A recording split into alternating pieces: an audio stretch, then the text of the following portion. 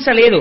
అమ్మా, నువ్వు నా కడుపున పుట్టి నాలోంచి జన్మించి క్షీర సముద్రానికి కూతురు అని నాకు వైభవాన్ని ఇచ్చావు. నేనా నీకు భర్తనించగలిగిన వాణ్ణి? నువ్వే ఎన్నుకో తల్లి అన్నట్ట అని చేతికి ఒక చెంగల్వ పూదండ ఇచ్చట. ఇస్తే ఆయన అంటారు, పలుకుల అమృతంబు చిలుకనెవ్వానితో భాషించవాడెపో బ్రహ్మయనగా ఎలయించి కెంగేల యవ్వని వరించవాడెలోకములకు వల్లభుండు మీతీగ యవ్వని మేనితో గదియించవాడిపో పరమ సర్వజ్ఞమూర్తి నెలతుక ఎప్పుడు నివసించు ఏ ఇంట ఆ ఇల్లు పరుమగు అమృతపదము ఇంటి చూపువారే ఎచ్చోటి కచ్చోటు జిష్ణుదనద ధర్మ జీవితంబు కొమ్మ పిన్ననగము గురుతర దుఃఖ నివారణంబు సృష్టి కారణంబు. లక్ష్మీదేవిగా మీరు పెళ్లి పీటల మీదకి పిల్లని తీసుకెళ్లినా పెళ్లి కొడుకు పరిస్థితి ఇలాగే మారిపోతుంది. పలుకుల అమృతంబు చిలుక యవ్వానితో భాషించవాడెపో బ్రహ్మయ్యనగా. ఇప్పుడు లోకమునందు బ్రహ్మము అని ఎవరిని పిలవాలి అంటే, ఈ తల్లి ఎవరిని చూసి సంతోషంగా చిరునవ్వు నవ్వి మాట్లాడుతోందో వాడే పరబ్రహ్మం.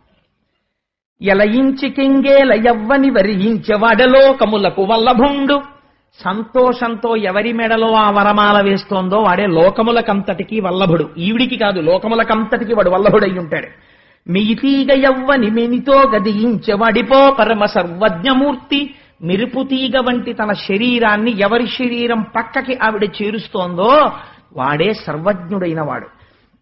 మెలతుక ఎప్పుడు నివసించు ఏ ఇంట ఆ ఇల్లు పరమగు అమృతపదము. ఈ తల్లి ఏ ఇంటికి వెళ్లి నివసిస్తోందో ఆ ఇల్లు అమృతధామము. ఇంటి చూపు వారే ఎచ్చోటి కచ్చోటు జిష్ణు ధనద ధర్మ జీవితంబు. ఈ తల్లి ఎక్కడికి వెళ్లి నిలబడి ఇలా ప్రసన్నంగా చూస్తోందో అక్కడ ఇంద్రుడి యొక్క ఐశ్వర్యం ఎలా ఉంటుందో అటువంటి ఐశ్వర్యం ఉంటుంది. కుబేరుడు ఆ ఇంట నిలబడి చేతులు కట్టుకుని సేవిస్తూ ఉంటాడు. ధర్మ జీవితంబు, ధర్మబద్ధమైనటువంటి జీవితము నడుస్తూ ఉంటుంది. కొమ్మ పిన్ననగవు గురుతర దుఃఖ నివారణంబు సృష్టి కారణంబు. ఈ తల్లి యొక్క అనుగ్రహం ఎక్కడ పడుతోందో అక్కడ అజ్ఞానము నివారింపబడి సృష్టి కారణమవుతోంది. అంటే ఇక్కడ మీరు ఒక మాట అర్థం చేసుకోవాలి. సృష్టి కారణంబు అన్న మాట ఎందుకు వాడారండి పోతన గారు అని. ఇక్కడ మీరు లక్ష్మీదేవి యొక్క తత్వావిష్కరణ చేశారు ఈ మాటలో. లక్ష్మి అంటే అర్థం ఏమిటో తెలుసా అండి? రెండు ఎవరి చేతిలో ఉంటాయో వారిని లక్ష్మి అని పిలుస్తారు. ఎవరి వలన ఈ రెండు ఆగిపోతాయో వారిని అలక్ష్మి అని పిలుస్తారు. లక్ష్మి అని పిలవాలంటే ఒకటి సంపద వైభవమును ఇవ్వగలిగి ఉండాలి. అంటే మీరు ఇహమునందు సుఖపడడానికి కావలసినటువంటి సమస్త ఐశ్వర్యమును అమ్మవారు ఇవ్వాలి. అది మీకు ఏది ఉంటే మీరు సుఖపడతారో అది అమ్మవారికి తెలిసి ఆవిడిస్తుంది. రెండవది కామరతంపరగా బహుళమయ్యేటటువంటి స్థితిని కల్పించగలిగి ఉండాలి. అంటే ఈ మాట మీకు కొంచెం అంతగా నేను అందించగలిగానో లేదో ఒక ఉదాహరణ చెప్తాను. ఇప్పుడు ఒక్కటిగా ఉంటుంది ముందు. ఇప్పుడు నేనున్నాను, నేను ఒకడనవుతాను ముందు. ఎలా అవుతానంటే ఒక తల్లికి తండ్రికి నేను జన్మిస్తాను. నాతో పాటు కొంతమంది అన్నదమ్ములు అక్క చెల్లెళ్ళు పుట్టారు. వాళ్ళు పెళ్లిళ్ళు చేసుకుని వెళ్ళిపోతారు. నాతో కలిసి ఉండరు. కలిసి ఉన్న వాళ్ళు వెళ్ళిపోతారు. నా తల్లి తండ్రి వెళ్ళిపోయారు. నేను ఒక్కడనే ఉన్నాను. నేను ఒక్కడనై ఉన్న వాడిని ఒక రుణం ఉంటుంది, పితృ రుణం. ఇప్పుడు ఇది తీర్చుకోవాలి. నా పక్కకి ఒక భార్య రావాలి. ఆ భార్య లక్ష్మీస్థానం. ఇప్పుడు ఆవిడ వస్తే తప్ప నేను నలుగురిని కాను. ఇప్పుడు నా భార్య వచ్చి నా పక్కన చేరింది. చేరితే నేనే ఒక కొడుకునయ్యాను, నేనే ఒక కూతురునయ్యాను. తర్వాత ఒక అల్లుడు వస్తాడు, తర్వాత ఒక కోడలు వస్తుంది, తర్వాత ఇటు నలుగురు మనవలు, అటు నలుగురు మనవలు. ఇప్పుడు నేను ఒక్కడిని ఎన్నయ్యాను? ఏమండి అని పిలిచే భార్య, నాన్నగారండి అనే కొడుకు కూతురు, మామయ్య గారండి అనే కోడలు, మామయ్య గారండి అనే అల్లుళ్ళు, తాతగారండి అని ఇటు పిలిచే మనవలు, తాతగారండి అని అటు పిలిచే మనవలు, అన్నయ్య గారండి అని పిలిచే వియ్యపురాళ్ళు. నేను ఒక్కడని ఎన్నయ్యాను? This is called multiplicity. ఈ మల్టిప్లిసిటీ ఒకటి అనేకమవడం వైభవం శాస్త్రంలో. ఇలా అవలేదనుకోండి దరిద్రం. అంటే ఆగిపోయాడు. అలాగా ఎక్కడ ఆగిపోయాడు? అసలు లక్ష్మే రాలేదు. అంటే ఒకడికి భార్యనే పొందలేదు. ఒకడు భార్యని పొందాడు, కానీ అమ్మా నాన్నగారండి అని పిలవడానికి బిడ్డలు లేరు. బిడ్డలు లేరు కాబట్టి అల్లుళ్ళు లేరు, కోడళ్ళు లేరు. మనవలు తామర తంపరగా లేరు. కాబట్టి ఏమవుతోంది? ఆగుతోంది, కొద్దిగా జోల్టు పడుతోంది. మళ్ళీ అమ్మవారి అనుగ్రహం వచ్చింది అనుకోండి, కూతురే ఉంది, కొడుకులాంటి అల్లుడు వచ్చేస్తాడు. ఒక్క కూతురు 10 మంది మనవలు వస్తారు.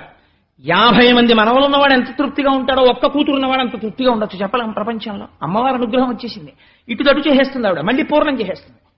కాబట్టి ఇప్పుడు ఏమవుతోంది, ఇది పెరగలేదనుకోండి, ఒక స్థాయికి వెళ్ళిన తర్వాత ఏమంటుందో తెలుసా అండి లోకం అంటుంది.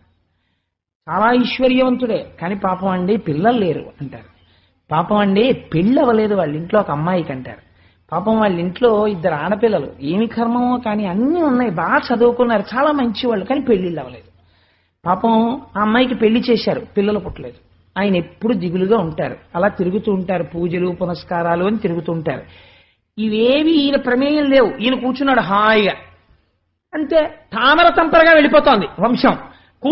కూతురికి కోరుండో సంబంధం వచ్చేసింది, మంచి సంబంధం, అల్లుడు వచ్చేసాడు, మంచి వియ్యాలారు, ఎంతో సంతోషంగా, ఏదో తోడబుట్టిన చెల్లెలతో కలిసిపోయినంత అనుబంధం కలిసిపోయింది.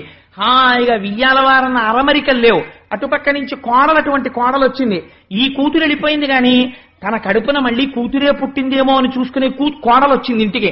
మామయ్య గారు మామయ్య గారు మామయ్య గారు అని తన వైభవాన్ని ప్రకాశింపచేస్తోంది. అటువంటి కోడలు వచ్చింది. ఇలా 2 ఏళ్లు తిరిగింది, 4 పూజలు చేశాడు, చక్కటి మనవడు పుట్టాడు. వాడు పుట్టిన దగ్గర నుంచి ఇంకా నిలబడ్డం వచ్చిందంటే వాడు తాతగారి ఉత్తరీయం తీసుకుని పంచకట్టుకుని గజేంద్ర మోక్షం పద్యాలు చెప్పడం మొదలెట్టాడు. ఉరే వీడికి ఇప్పుడే గజేంద్ర మోక్షం పద్యాలు చెప్తున్నాడు రాని పొంగిపోయాడు తాతగారు. ఎక్కడి నుంచి వస్తోంది ఐశ్వర్యం అంటే, it is called the process of multiplication, multiplicity, పెరుగుతుండుట. ఇది లక్ష్మీ కటాక్షము. ఇది ఆవిడ అనుగ్రహం లేకపోతే నడవదు. రెండోది ఏమిటో తెలుసా అండి, ఐశ్వర్యము అంటే మీరు ఒకటి గుర్తుపెట్టుకోండి, మీరు కోరుకున్నది కాదు. బ్యాంకులో 10 కోట్లున్నాయి, మీకు నిద్రపట్టదు భయం, అది కాదు ఐశ్వర్యం అంటే. ఐశ్వర్యం అంటే ఏమిటో తెలుసా అండి, ఎన్నడూ ఇలా చెయ్యి చాపి అడగలేదు ఒకరి దగ్గరికి వెళ్ళి, ఎన్నడూ తన ఇంట అన్నవస్త్రాలకి లోటు లేదు, తను ఒక భోగం అనుభవించాలి అని మనసులో అనుకోగానే అది కూడిపోతుంది, తనకసలు ఆ కోరిక పుట్టదు. కానీ తనవారైన వారి కోసం ఎప్పుడో అనుకున్నాడు, ఈ భోగం ఉంటే బాగుండు వీళ్ళకి అనుకున్నాడు, అంతే భోగం వచ్చేస్తుంది. లోపల తలంచగానే భోగము సమకూరుతుంది. అంటే వాడి ఎందు ఏముంటుందో తెలుసా అండి, లక్ష్మీ కటాక్షమున్నది.